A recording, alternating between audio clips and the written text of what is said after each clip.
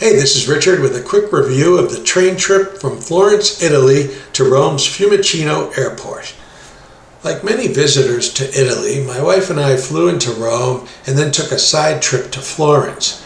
Rather than return to Rome for one night before our flight back to the United States, we decided to take the train from Florence directly to Fiumicino Airport and stay at the Hilton there overnight. There are numerous trains running from Florence to Rome every day, and also a number of trains that go from Rome to Fiumicino Airport. But for convenience and simplicity, it's hard to beat the direct train from Florence to Fiumicino Airport.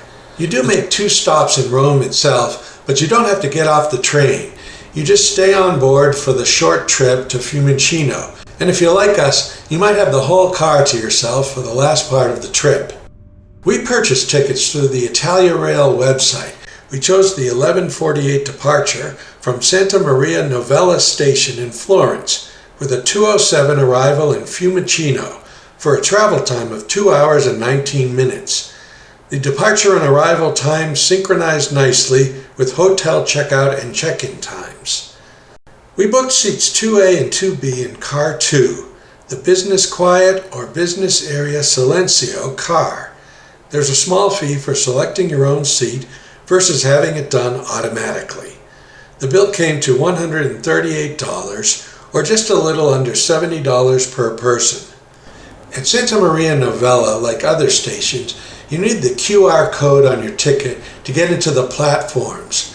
My wife printed the tickets out in advance, but of course you can use the QR code on your phone. Just remember to pull it up before you get to the platforms. Because the train is coming in from somewhere else, the platform number is not known until a few minutes before departure time.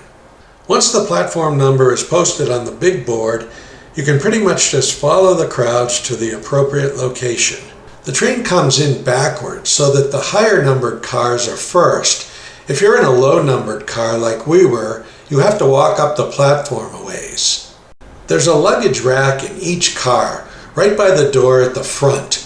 Space in these racks is limited and highly coveted. If there's no space in these racks, don't worry. There is an overhead luggage rack, although it barely has enough clearance for a large suitcase, and lifting your suitcase up into it can be challenging. If you do put your suitcases in the front rack, don't be selfish. Use the overhead rack and the spaces around your seat for your smaller pieces of luggage. For this train ride, we were on the Frecciarossa 1000, one of the newer high-speed trains operated by Trenitalia, the Italian national rail line. It's an impressive train, sleek and clean with a smooth ride. Our seats 2A and 2B, set close to the luggage rack, were comfortable with ample legroom.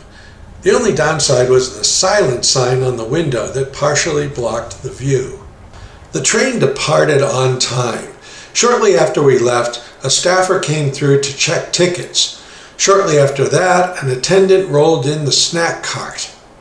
You can get water, juice, a little shot of strong coffee, and a salty or sweet snack, usually a bag of chips and some cookies. I recommend asking for both.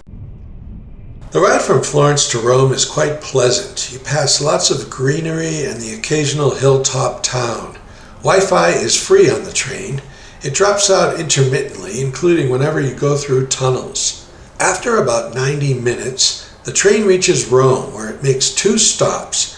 First at Tiburtina, a large station in the northeast part of the city, and then at Termini station in central Rome.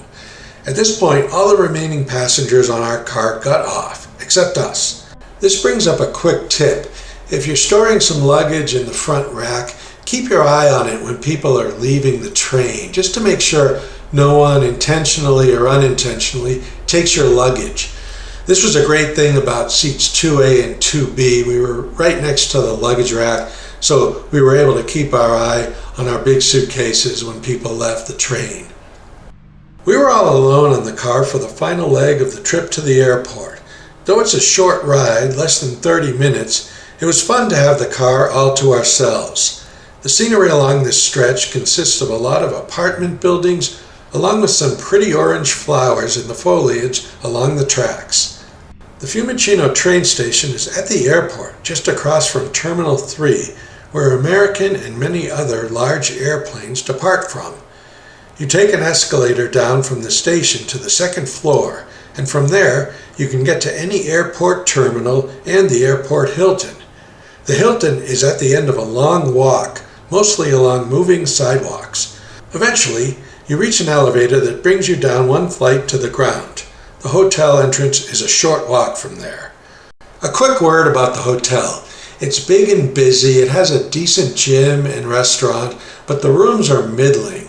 There's not much to do there besides check out the big Leonardo da Vinci sculpture across the street and watch buses full of flight crews arrive at the lobby. If I had to do it again, I would probably stay in Rome for the final night, have dinner, see some sights, and then take a train or taxi to the airport in the morning. But the airport Hilton is certainly convenient and pretty much ensures that you won't be late for your flight back to the States. Regardless, the train was an easy, enjoyable way to get from Florence to Fiumicino Airport. Of the 4 train trips we took in Italy, this one was my favorite, and at $70 for the business class quiet car, it won't bust your budget. Thanks for watching.